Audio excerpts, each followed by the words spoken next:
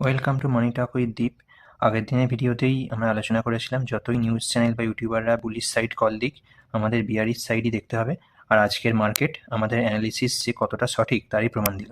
তো চলুন আজকের কী কী ডাটা এবং কী কী গুরুত্বপূর্ণ নিউজ আছে সেটা দেখে নিই, আর আজকের মার্কেট কেন পড়লো তার প্রধান যে 5টা কারণ সেই বিষয়েও আলোচনা করা যাক। আজকের সবথেকে গুরুত্বপূর্ণ নিউজ, আজকে ইন্ডিয়ার জিডিপি ডাটা এসছে এবং এটা নতুন, এই যে থার্ড কোয়ার্টারে এসছে এটা নতুন সিরিজ ওয়াইজ এসছে। এটা আমাদের বেস ইয়ার আগে ছিল 2012 সালের 2011-12 সাল, এবারে নতুন বেস ইয়ার চেঞ্জ হয়ে এসছে 2022-23 সালের বেস ইয়ারকে নেওয়া হয়েছে। তো এই অনুযায়ী আমাদের জিডিপি ডাটা এসছে 7.8%। এর আগে প্রিভিয়াস ডাটা ছিল 8.2%, ফোরকাস্ট ছিল 7.2%, কিন্তু অ্যাকচুয়ালি এসছে 7.8%। ফোরকাস্টের থেকে ভালো বলা যেতে পারে, 7.8% এসছে, কিন্তু প্রিভিয়াস ডাটা ছিল 8.2%, যে হারে আর কি আমাদের দেশের অগ্রগতি হয় 8.2% ছিল, সেটা থেকে কিন্তু কমে গেছে, কমে গিয়ে 7.8% এসছে। কিন্তু ফোরকাস্টের থেকে পজিটিভ, 7.2% ফোরকাস্ট ছিল, তার থেকে পজিটিভ 7.8%। আচ্ছা, এবারে আমরা দেখে নিই যে মার্কেট যে আজকে পড়লো কী কারণ, রিজনটা কি। এর প্রধান 5টা রিজন আছে, সেই রিজনগুলো আপনাদের সাথে আলোচনা করে নিই এক এক করে। আচ্ছা, প্রথম রিজন হচ্ছে ইউএসএ আর ইরানের একটা কনফ্লিক্ট যেটা চলছে, সেই কনফ্লিক্টটা আজকে আরও বড়োভাবে দেখা দিয়েছে। কারণ আজকে ইরান জানিয়ে দিয়েছে যে ইউএসএ যে বলছিল ওদের পারমাণবিক বা নিউক্লিয়ার কোনো রকম কোনো কাজ করা যাবে না নিউক্লিয়ার নিয়ে, তো ইরান সেটাতে সম্পূর্ণভাবে ডিনাই করে দিয়েছে। তো সেই জন্য ইউএসএ আর ইরানের মধ্যে একটা কনফ্লিক্ট আরও বেশি বাড়লো। আর ইউএসএ আগেই ফেব্রুয়ারি 19 কি 20 তারিখ থেকে 10 দিনের টাইম দিয়েছিল ওদের কথা শুনে, সেই ওদের কথা মতো মেনে নিউক্লিয়ার ওয়েপেন বানানো বন্ধ করে দেয়, সেটা ইরান সম্পূর্ণ নাকচ করে দিল। এবার এখন এটাই টেনশন যে ইউএসএ ইরানের উপর আগে অ্যাটাক করে না ইরান ইউএসএর উপর অ্যাটাক করে, কারণ অ্যাটাক যে হবে সেটা মোটামুটি এক প্রকার প্রায় শিওর হয়েই যাওয়া যায়। কারণ ইউএসএ আগেই বলে দিয়েছিল যে ইরান যদি আমাদের কথা না শোনে তাহলে একটা বড় রকমের ভয়াবহ ধ্বংসের জন্য তৈরি থাকতে। আর আরেকটা কারণ যে ইরান থেকে সমস্ত দেশেই তাদের এমবাসি থেকে তাদের যে নাগরিক আছে তাদের নাগরিকদের ফেরত চেয়ে নিচ্ছে, নিজেদের দেশে ফেরত নিয়ে চলে আসছে। এবং ইউএসএও ইসরায়েলে তাদের যে নাগরিক ছিল তাদের নাগরিকদের সবাইকে ইউএসএতে ব্যাক করতে বলেছে। আচ্ছা, এই যে ট্রাম্প যে 10 দিনের টাইম দিয়েছিল যে সেটা যদি না মানা হয় তাহলে একটা ব্যাড থিংস হ্যাপেন বলেছিল, যে একটা খারাপ কিছু ঘটবে। তো 10 দিনের টাইম 1 মার্চ শেষ হয়ে যাচ্ছে, মানে এই সামনের রবিবারে শেষ হয়ে যাচ্ছে এই টাইম লাইন। তো এরপরে দেখা যাক যে আগামী মার্চ মাসে একটা বড় কিছু ঘটতে চলেছে। আচ্ছা, এনভিডিআর এটা সেকেন্ড পয়েন্টে আসবো, তার আগে আরও একটা খবর দিয়ে রাখি যে আফগানিস্তান পাকিস্তানের মধ্যেও কিন্তু একটা ভালো রকমের যুদ্ধ চলছে এবং ওখানেও গোলাবর্ষণ এবং বোম বর্ষণ হচ্ছে, তাতে অনেক মানুষের অনেক ক্ষয়ক্ষতি হচ্ছে। এই যুদ্ধটাকেও কিন্তু আমাদের নজরে রাখতে হবে, এটাও একটা আমাদের মার্কেটের সঙ্গে লিঙ্কড বলা যেতে পারে। কারণ পাকিস্তান বরাবরই বলে যে আফগানিস্তানের পেছনে ইন্ডিয়ার সাপোর্ট আছে, এরকম তাদের দাবি করে তারা। তো এটাও আমাদের মার্কেটে একটা প্রভাব ফেলতে পারে। আফগানিস্তান পাকিস্তান ওয়ার আর ইউএসএ ইরান যদি ওয়ার হয় তো ওটা পুরো ওয়ার্ল্ডের মার্কেটেই প্রভাব ফেলবে। এটা গেল ট্রিগার নাম্বার 1। এবার ট্রিগার নাম্বার 2 কি দেখছি না, কালকে আমরা এনভিডিআর রেজাল্টের ব্যাপারে আলোচনা করেছিলাম। এনভিডিআর রেজাল্ট যথেষ্টই ভালো এসেছিল, কিন্তু তাতেও আমরা একটা আশঙ্কার কথা বলেছিলাম, আগেই আপনাদের সাবধান করে দিয়েছিলাম যে রেজাল্ট ভালো এলেও প্রফিট বুকিং আসতে পারে। আজকে তাই এসছে, যারা অনেক আগে থেকে ইনভেস্ট করেছিল তারা ভাবছে যে হয়তো আর এই গ্রোথটা হয়তো আর কন্টিনিউ করতে পারবে না, বা এর থেকে হয়তো স্লো গ্রোথ হবে, তো তারা ওই জন্য প্রফিট বুকিং করে নিয়েছে। প্রায় 5.46%, 5.5%-এর মতো স্টকটা ইয়ে ডাউন আছে। তো এনভিডিয়া হচ্ছে এক প্রকার বলা যেতে পারে এআই এর লিডার। তো এই স্টকটা ডাউন হওয়ার সঙ্গে সঙ্গে অন্যান্য যে আরও যে স্টক এআই রিলেটেড বা টেক রিলেটেড সেই স্টকেও ফল দেখতে পাওয়া গেছে, যার ফলে মার্কেটে আজকে বেশ কিছুটা ফল দেখতে পাওয়া গেছে। আচ্ছা, এরপর ট্রিগার নাম্বার 3-তে চলে যাবো। 3 নাম্বার কারণ কি? 3 নাম্বার কারণ আমাদের বাজারের সঙ্গে রিলেটেড। আমাদের বাজারে আমরা জানি এফআইআই ডিআইআই ডাটা, যেটা আমরা রোজই আলোচনা করি। আজকে ডিআইআই 12,000 কোটি টাকার কিনলেও এফআইআই আবার তাদের সেলটা রিজিউম করে দিয়েছে। তারা মাঝখানে সেলিং করা কিছুটা বন্ধ রেখেছিল, কিন্তু আবার রিজিউম করে দিয়েছে। প্রায় 7,500 কোটি টাকার ওপরে সেলিং করেছে। কিছু তো মানে পজিটিভে কিছু তো কেনেই নি, উপরন্তু 7,500 কোটি টাকা তারা আমাদের ভারতীয় মার্কেট থেকে মূলধন তুলে নিয়েছে। আচ্ছা, এবারে চলে যাব আমাদের ফোর্থ রিজনে, যে এই সবই যেটা আমরা আলোচনা করলাম যে ইন্ডিয়ার জিডিপি ডাটা, এটা একটা আজকের মার্কেট ফলের রিজন, যে 8.2% ছিল গতবারে এবং অ্যাকচুয়াল এবারেতে এসছে হচ্ছে 7.8%, যেটা 8.2%-এর থেকে অনেকটাই কম, কিন্তু ফোরকাস্টের থেকে বেশি হলে কি হবে, প্রিভিয়াস যে ডাটা তার থেকে কম। তো এটাও একটা মার্কেট ফলের রিজন আমাদের। আচ্ছা, আর একটা ফিফথ রিজনে চলে যাব, যে এখন পুরো পৃথিবীতেই জানেন যে পুরো পৃথিবীতেই একটা ক্লাউনকে পুরো পৃথিবীর সব থেকে মোস্ট পাওয়ারফুল পদে বসিয়ে দেওয়া হয়েছে। তো সেই জোকার এখন কি করছে, পুরো পৃথিবীটাকে একটা সার্কাস বানিয়ে দিয়েছে। আর সেই জোকারের কার কথা বলছে আপনারা বুঝতেই পারছেন। সেই জোকার কি করে না, প্রত্যেক উইকেন্ডেই একটা সস্তা নেশা করে, যে নেশাতে কি নিয়ে আসে না, কোনো নতুন নতুন ট্যারিফ, নতুন নতুন স্যাংশন নিয়ে আসে, যেটার জন্য কেউই উইকেন্ডে এখন পজিশন ক্যারি করতে চায় না।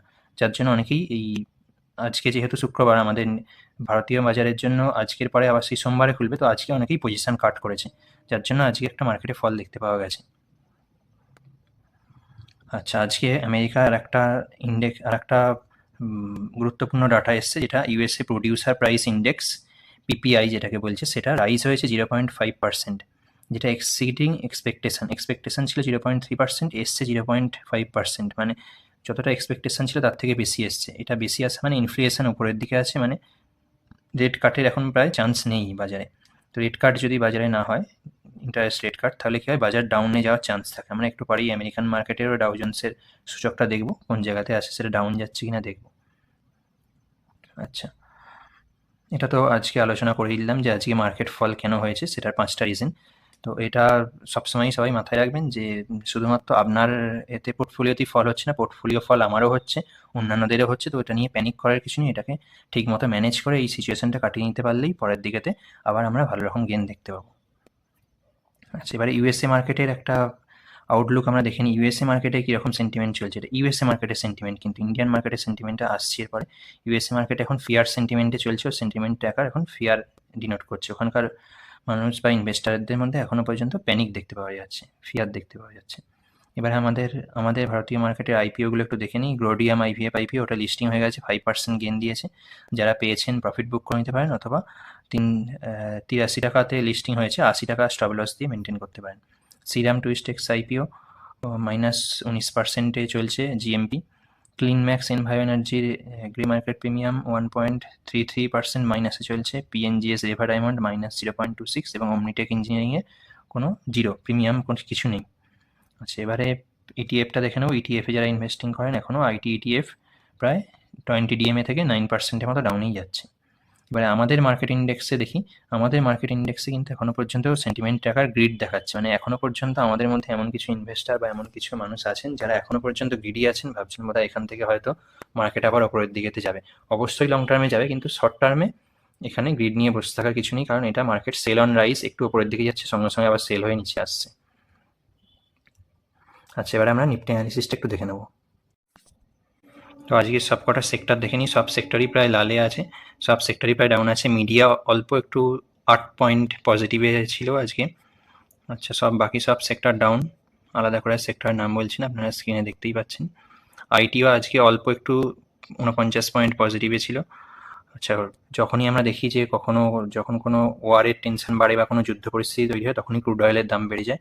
এখানেও সেটা দেখতে পাওয়া যাচ্ছে। $70 থেকে প্রায় $72.27, $72 উপরে চলে গেছে ক্রুড অয়েলের দাম। এই ক্রুড অয়েলের দাম যত বাড়ে আমাদের জন্য তত খারাপ, কারণ আমরা ডলার দিয়ে ক্রুড অয়েল কিনে আনি। এখন ডলার প্রায় $1 সমান 91 টাকারও উপরে চলছে।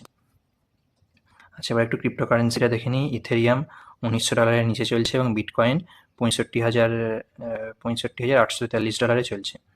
গোল্ড $5,237 চলছে, প্রায় 1% আপ হয়েছে। যখনই এরকম ওয়ারের টেনশন থাকে বা যুদ্ধের পরিস্থিতি থাকে, তখনই গোল্ড আপ হয়। আচ্ছা, চাইনিজ মার্কেট আজকে প্রায় 1% আপে ক্লোজিং দিয়েছে। জাপান একই প্রায় 0.12% একটা পজিটিভ চলছে এখন। ন্যাসড্যাক, এই যে আপনাদের বলছিলাম যে একটা ইউএসএ মার্কেটে ফল দেখতে পাওয়া যেতে পারে। পিপিআই ইন্ডেক্স আমরা এটা দেখলাম, প্রডিউসার প্রাইস ইন্ডেক্স, সেটা অনেকটা যতটা এক্সপেকটেশন তার থেকে বেশি এসছে। ইনফ্লেশন আপ আছে, তো রেট কাটের সম্ভাবনা প্রায় নেই বললেই চলে, যার জন্য এইটার ইম্প্যাক্ট দেখতে পাওয়া যাচ্ছে আমেরিকান মার্কেটে। ন্যাসড্যাক প্রায় 81 পয়েন্ট ডাউন আছে, এবং ডাউ জোন্স প্রায় -536 পয়েন্ট ডাউন আছে। 1%-এরও বেশি ডাউন আছে ডাউ জোন্স। আচ্ছা, এবারে আমরা দেখে নিই ইন্ডিয়া ভিক্স। আজকে ভোলাটাইলিটি ইন্ডেক্স আমাদের আজকে রাইজ দেখা গেছে প্রায় 5%-এর মতো, প্রায় 14-এর কাছাকাছি ছুঁবে ইন্ডিয়ান ভোলাটাইলিটি ইন্ডেক্স। মার্চে যথেষ্টই ভোলাটাইল মার্কেট দেখতে পাওয়া যাবে। মাইক্রো ক্যাপে ফল দেখতে পাওয়া গেছে 1%-এর মতো, স্মল ক্যাপে 1%, মিড ক্যাপে 1% ফল, ব্যাঙ্ক নিফটিতে 1%, নিফটিতে 1.25% ফল দেখতে পাওয়া গেছে। গিফট নিফটিও মাইনাসে চলছে, -322 পয়েন্ট। যদিও আমাদের জিডিপি ডাটা পজিটিভে এসছে, তবুও সোমবারের মার্কেট কী হয় এখানে আমরা একটু নিফটি অ্যানালিসিস করে দেখে নেব।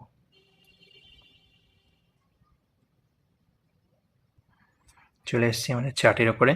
আপনাদেরকে বারবারই বলেছিলাম যে এই যে এখানেতে যে আমাদের লেভেলটা দিয়েছিলাম 25,350, এই লেভেলটা যদি ব্রেক করে তাহলে অনেকটা ডাউন আসতে পারে। তাই হয়েছে, যারা এখানে শর্টস ওপেন করেছিলেন তারা আশা করি প্রফিট বুক করে নিয়েছেন, বা কেউ যদি এখনো পর্যন্ত শর্টসটা হোল্ড করেন তাহলে 25,350কেই স্টপ লস রেখে শর্টসটা হোল্ড করতে পারেন।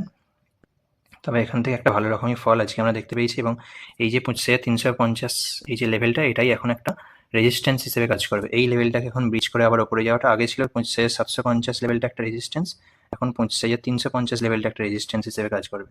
তো এই লেভেলটাকে ব্রিজ করে এখন ওপরে যাওয়াটাই এখন মুশকিলের ব্যাপার হবে, কারণ এখানে মাল্টি ইয়ার সাপোর্ট ছিল, মাল্টি টাইম সাপোর্ট ছিল, এখন এটা মাল্টি টাইম সাপোর্টটাই এখন রেজিস্ট্যান্স হিসেবে কাজ করবে। এটা এখন ব্রেক করে যাওয়াটাই মুশকিলের হবে। এখন এটাকে আমরা রেজিস্ট্যান্স হিসেবে এখন আর ধরবো না, এখন 25,350টাকে আমরা রেজিস্ট্যান্স হিসেবে ধরবো।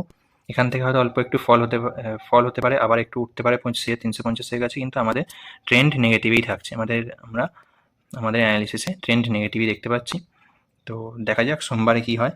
সোমবারে কিন্তু এখন আমরা কোনো রকমই কোনো বুলিশ কল দিচ্ছি না, পুরো মার্কেট ট্রেন্ডই নেগেটিভে আছে।